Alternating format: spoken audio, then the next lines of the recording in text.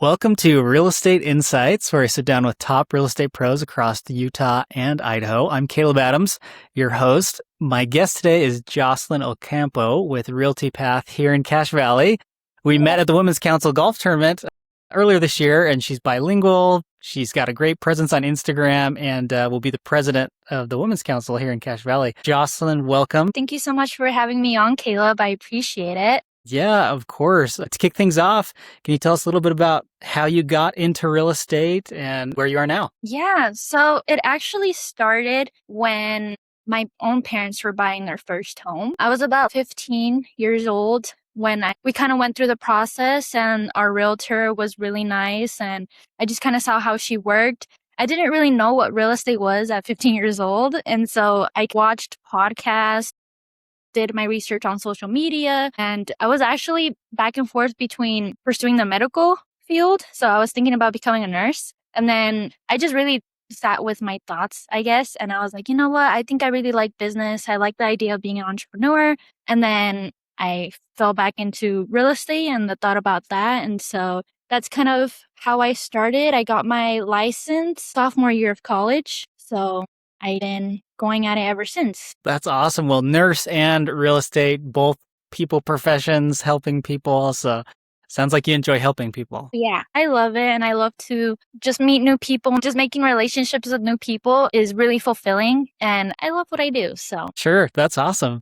And so you started it as a sophomore in college. What was that like? Did you ease your way in or did you just go all in at once? I just went all in. It was crazy because I was juggling a part-time job at TJ Maxx and I was a full-time student.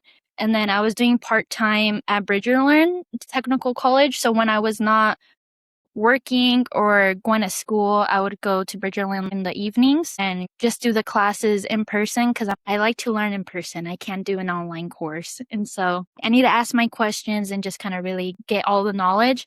Wow, you were busy. You were busy already. Yeah. But I like it. Sometimes I put a little pressure on myself and I just challenge myself, see what I can do. Hey, healthy pressure is good. Helps us stretch ourselves to see what we can do.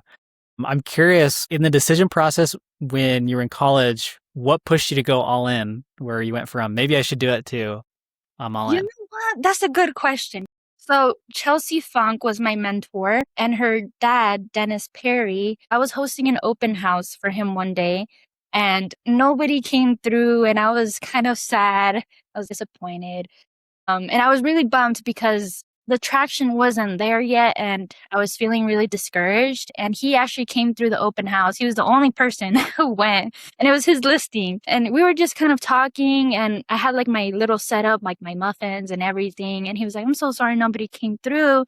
But then he just kind of started asking questions, and he was like, "So I know you're in college. I know you're also working. How much do you make at TJ Maxx? How much time do you go to school? Like, what are your hours?" And then he made me realize that I can't like spread myself out so much. I need to focus on a particular something, which is like real estate at that point and college. And so he was like, "I think you should quit your job."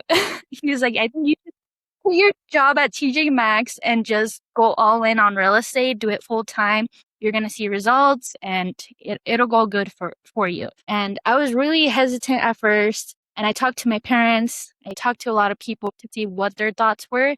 And he told me that I believe it was a weekend on a Saturday, and I quit on Monday. So I was like, okay, I'm done at TJ Maxx. And then ever since, I've just kind of been doing it full time. It was full time real estate and a full time college, but that was easier than Wow. So Saturday open house, talk to family Sunday, you're done Monday. yeah. TJ Maxx. Yeah, my bosses were like, "Are you sure? Like, do you want to stay a little bit longer?" And I was like, "No." I was like, "I need to get out of here." Yeah, like, I made my decision. And so let's see, how long ago was that? How long have you been doing real estate? I've actually been doing real estate for about 2 years, so it wasn't that long ago. Probably like Amazing. Wow. Yeah. 2 years worth. And looking back on the decision, how do you feel? Are you glad that you quit TJ Maxx? yeah. TJ Maxx was fun, but I feel like it was just really repetitive. Like I was the cashier and I just kind of stood there for like 5 hours and I was like, you know what? I need to be moving. I need to be talking to clients. I just need to be doing something else. Well, it's nice to keep moving, you know? It's interesting to have something new every day. And nothing against TJ Maxx, they're great. But Yeah, yeah, we love TJ finding Maxx. something that fit your goals and where you Yeah, wanted to be, I think that's great. What's something you wish you would have known 2 years ago when you started? when I started, I would say I obviously knew that real estate was a people business and it was about relationships. But I think I was really scared to put myself out there. On social media, I did put myself out there like here and there. I would post probably like twice a month, just dipping my toes in, right? But if I was just a little bit more confident and just kind of threw myself a little bit more or just went to more events, I would have met the people I know maybe sooner or it probably have been a little bit more confident. Believed in yourself more. I mean, hindsight's 2020, but yeah, looking back, you're like, you know you're gonna kill it. So just go all in. Well, that's awesome. What a cool story. And let's talk a little bit about the market or I guess clients that you work with. Yeah, what type of clients do you find yourself working with? Buyers, sellers, both? Yeah. So right now I do a lot of first time home buyers. So I specialize more towards buyers than sellers. I really want to get into sellers at one point, but right now I love working with first time home buyers. I do help a lot of Latino clients. I do speak Spanish and English. And so I feel like I have a connection with them and help them through the whole process. So that's kind of what I do right now, who my clientele is. Yeah, that's awesome. And being bilingual, do you feel like that's opened up a lot of doors or how has that shaped how you serve people? Yeah. So I grew up speaking Spanish, but I didn't grow up speaking real estate Spanish. That's the truth. I really had to learn like the terminology and the lingo because it went over my head. When my lenders would talk to me in Spanish, I would be like, oh, I do not know what you're saying right now. But I've obviously learned a lot through every transaction because every client is so different, different personalities. And so I was able to learn. I'm still learning, but I think we're better now. Yeah, and to be fair, even in English, like the words escrow and contingency and some of these weird words we don't use in daily conversation. Yeah, yeah. And even Uh, those words, I feel like they're way confusing in Spanish. And so I just use a different word so my clients can understand. Yeah, that's awesome. And so you do a lot of first time home buyer classes, it sounds like, and you work with a lot of first time buyers. What are some common concerns or what are you seeing with first time buyers as you're doing these classes? I see a lot of concern with credit. A lot of people think they need like an 800 credit score to purchase a home, but reality for first time home buyers, some of the programs are as low as like 620. So it's really about just getting educated. And I love sitting down with my clients and really informing them about like everything, what documents they're signing, comparing like the different homes on market, just teaching them what is happening in the market, the cost of buying a home. I'm really like an open book and I want my clients to understand from when we first meet to closing day. Even after closing day, I'm really involved with my clients. But I think that's kind of like a misconception is credit needs to be really high. Also like employment, sometimes they think they need to have a really long employment history and it's not true either. Doesn't have to be perfect. Yeah. Doesn't have to be perfect because you lenders can work around it. Because sometimes I'm like, that's a good question. Let's talk to a lender because they can work around it sometimes. So, Yeah, it yeah. can definitely be a bit of a team effort with some of those. And I'm curious too, just that you're doing these classes. What do you feel like's working right now in person, or are you getting a good turnout to these classes? I hear a lot of realtors who are wanting to do classes, but the people who want to do them versus the people who are actually doing them, there's a divide there.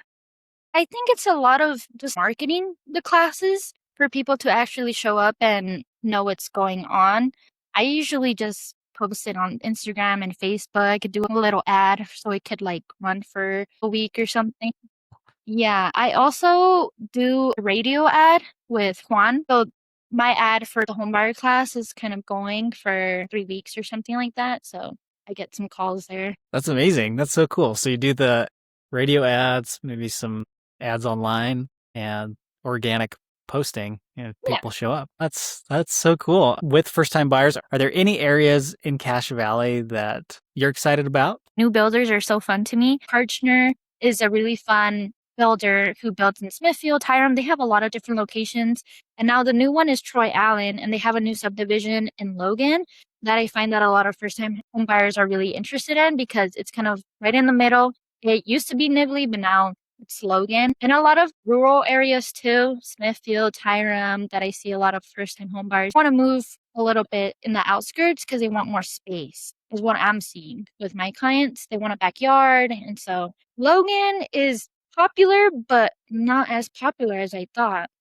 So Yeah, people are branching out yeah, from the hub. Well, it gets a little cheaper if you get further out, it seems like, and obviously yeah. affordability is a hot topic with everyone, but especially when you're trying to get into your first house. So, yeah, that Hmm. makes a lot of sense. Well, sweet. I'd love to talk a little bit more about the clients. What experience do you hope each client has when they work with you? I want all of my clients to feel like supported and I want them to feel confident. And I always tell them that we're like besties. They can tell me anything. They can call me whenever they have a question. I don't want them to have any doubts throughout the whole process. And I really try to be personable with my clients. I try to find out what their interests are. What are they nervous about? I try to get to really know my clients and I try to be an open book and just be nice and talk to them as like they're my family, right? Because at the end of the day, for a buyer to really trust me with the home buying process is really personable to me because my family went through it. And so I really care. And so I want my clients to know that I really care. And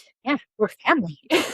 Yeah, totally. No, and I've actually seen, I think, some stuff on Instagram. You do some pretty cool stuff for like closing gifts and celebrations, right? Yes. Yeah. It's funny because before I got my license, I stalked a few like realtors who were like from Texas or Arizona.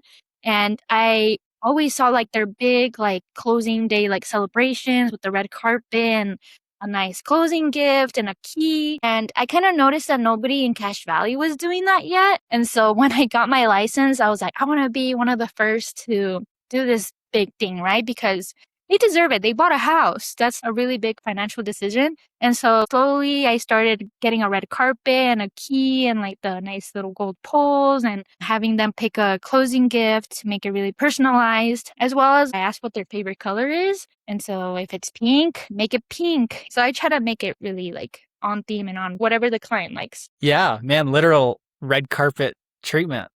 Yeah, they deserve it.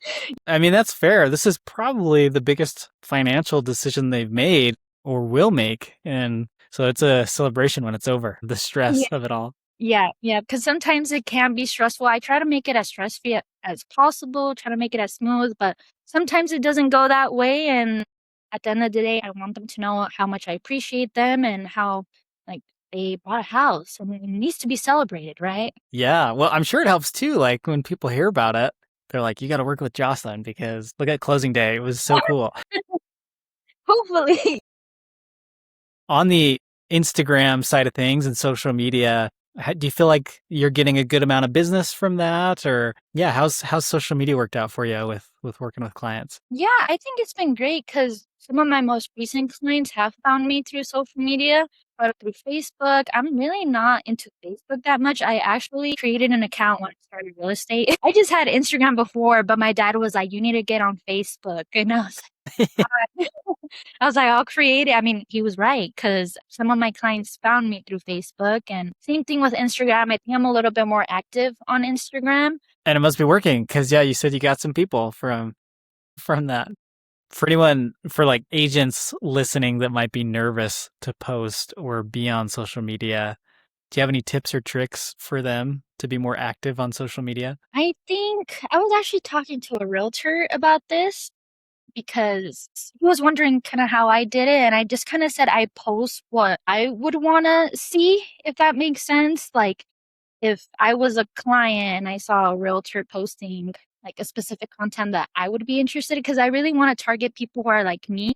Yeah, people like similarities or people Yeah. like the same So, things. I want to vibe with my clients. I want to have like some of the same interests and stuff like that.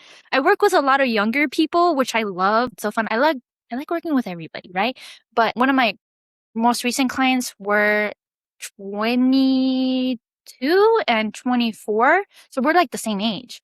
And so it was a really fun transaction. They were awesome. They were so sweet. But I think just kind of finding what you like to see and posting it and be really intentional about who you're marketing towards. For me, I market towards first time home buyers to the Hispanic community. So that's kind of my niche. And I don't post just real estate. I try to post some personal stuff on there too, like maybe my dog or like my religion or just little bits here and there. Make you feel a little more human, Yeah, not just yeah. a realtor. Exactly. Yeah. So just try to be a little bit more personable and make connections online too with businesses and make friends online. Yeah, that's awesome. I think that's great advice.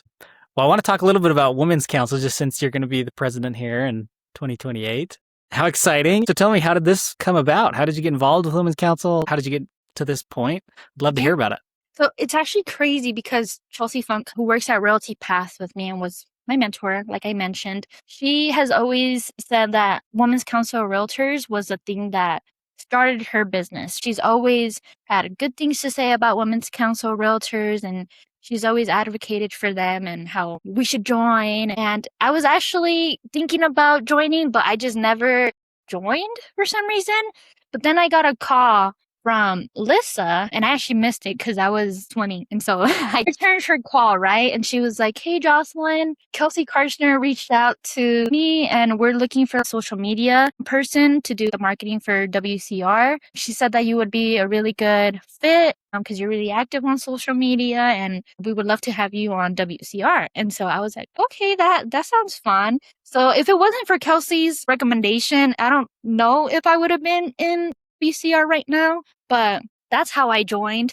They twisted your arm with social media. They're like, Yeah. come help us. So yeah, I'm the marketing director for this year, 2026, and it's been really fun. The ladies are so nice, so wonderful. Everybody helps each other out. I've made a lot of new connections like you. Yeah, it's true. That's so cool. So for people who don't know what it is, are you guys meeting weekly, monthly? Are there any meetings at all? What does involvement look like with WCR? Yeah, so we have events every month. Our biggest one is the golf tournament, which is like in May and you went to. And it's for local realtors to come out and network, get to know WCR a little bit. And we have meetings like once a month and we just kind of chat and work on the future events or different opportunities that we can get WCR into. Yeah, it sounds like a pretty tight-knit group. It's fun to have community. Being an entrepreneur, you can feel like it's a lonely road sometimes. So it's nice to have those opportunities to network. Yeah, because we lift each other up. It's like one is feeling down. We're like, no, you got this. Like,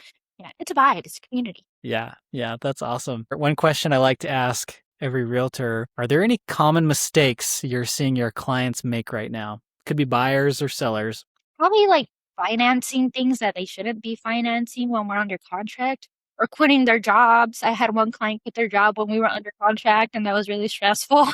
No. Yeah, but he found another job in like 3 days, so I was really surprised, but probably just like financing, getting into debt, and yeah, quitting jobs or sometimes not filing taxes. They should be filing their taxes. So I think those are some of the mistakes I've seen, but my lender partners and I, we guide them through it, prepare them, and so when they're ready, we can start the search and yeah, there's no problem. That's awesome. Well, I super appreciate having you on, and it was really insightful to get to learn more about you and how you got into real estate, and how can people get in contact with you when they want to work with you? People can call me or text me at 435-994-5810. I'm a really big texter, so I'll probably respond a little bit faster than a call, but I'm really on my phone all the time, so I shouldn't be missing a call. But people can also find me on Facebook at Jocelyn Ocampo or on Instagram, Utah Real Estate Jocelyn, and that's how we can get in touch. So awesome. So anyone that speaks Spanish or is a first-time buyer or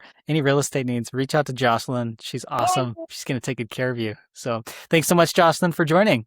Thank you, Caleb. That's a wrap on this episode of Real Estate Insights. A huge thank you to my guest for sharing their time and playbook. If you're a top agent in Utah or Idaho and you'd like to be featured on the show, I'd love to have you.